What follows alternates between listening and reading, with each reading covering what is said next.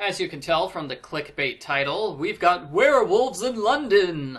A werewolf has killed 3 people, and also a Yorkshire Terrier named Poo Poo. The poor puppy! Argofont Book Review, Argofont Book Review. We begin by recapping the previous book in the Werewolf trilogy. I secretly enjoy seeing the book summarized in a haphazard manner like this because it makes things seem even crazier than usual.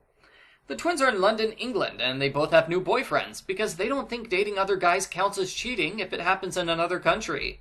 Elizabeth's vacation boyfriend is Luke Shepherd, emotional werewolf enthusiast.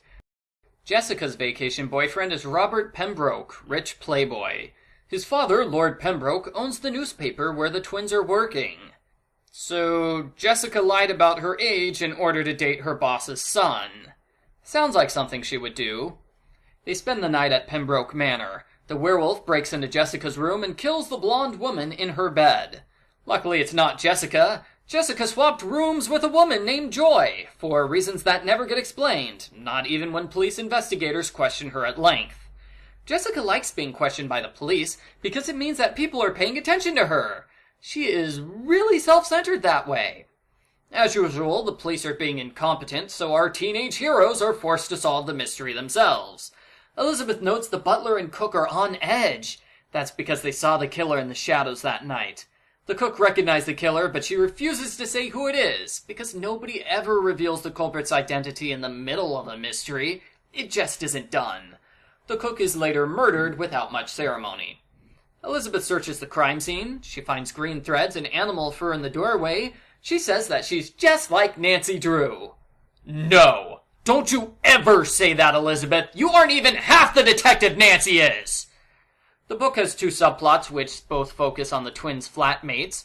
First is Portia, who's acting in a play under an assumed name, because she knows her father would never approve of her career. Second is Lena, who is starting her first ever relationship with a nice guy named David. Luke and Elizabeth discuss the case, and they decide one of the Pembrokes is the werewolf murderer. Lord Pembroke looks super guilty when he bans all stories about the serial killings. Instead, he forces his newspaper to run daily stories on the missing princess, Ileana. Elizabeth casually notes that Lena is the princess. I'm not joking, the twins are roommates with the runaway princess of England, and she acts more like a normal American teenager than a member of the British royalty. I don't know what's more far-fetched, the princess stuff or the werewolf stuff. Princess Ileana says the Pembrokes were the subject of a huge scandal 20 years ago. Sadly, there's no way to figure out what the scandal was, because apparently nobody at this newspaper knows how to do research. Elizabeth tries to uncover the scandal. She disguises herself as Jessica and interviews Lady Pembroke. Lady Pembroke gets furious at her, and Jessica also gets furious when she finds out. Jessica yells at Elizabeth, who promises to never do that again. Just kidding.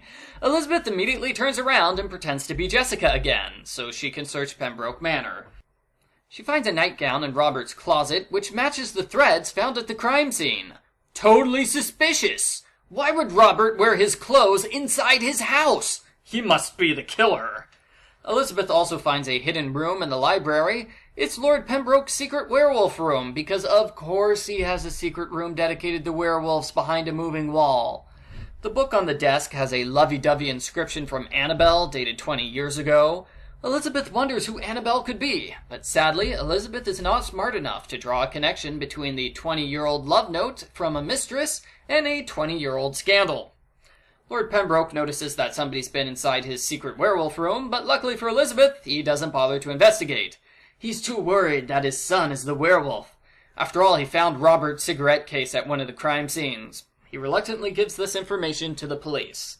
Elizabeth freaks out because Jessica has a date with a werewolf. Oh my! The date ends up being nothing. Lord Pembroke tells Robert to leave town and hide because the police are after him. He tells Jessica he has to leave, and that's it. He just goes away. Not much of a date. Jessica goes shopping when a hairy person sneaks up behind her and breathes on her neck. It's either the werewolf or an extremely rude person.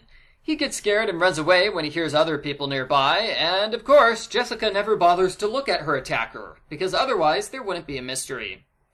Aliana and David grow closer as they work at a homeless shelter together. He laments that they don't have the money to build a hospital for the homeless, and she occasionally breaks her cover by talking about things only princesses know. Eventually, David sees a newspaper article about the missing princess, and he realizes the truth. Both of the subplots have a happy ending. Portia's play is such a big success, her father agrees to let her do acting full-time. David collects a £1 million reward for finding the lost princess, and he uses it to fund the hospital. Eliana decides to keep dating him, and she gives a big speech about how she's going to be an independent teenager from now on. The police issue a warrant for Robert's arrest. Jessica blames Elizabeth for everything and vows to clear Robert's name. The end. Post-book follow-up. I feel like the subplots were rather poor in this book. They're hardly relevant to the werewolf story, and it was a bit heavy-handed how both Portia and Princess Eliana assumed fake identities at the same time for the same reason. I think the subplots would have interested me more if I had read the previous book and already knew who these characters were, because they don't get much of an introduction here.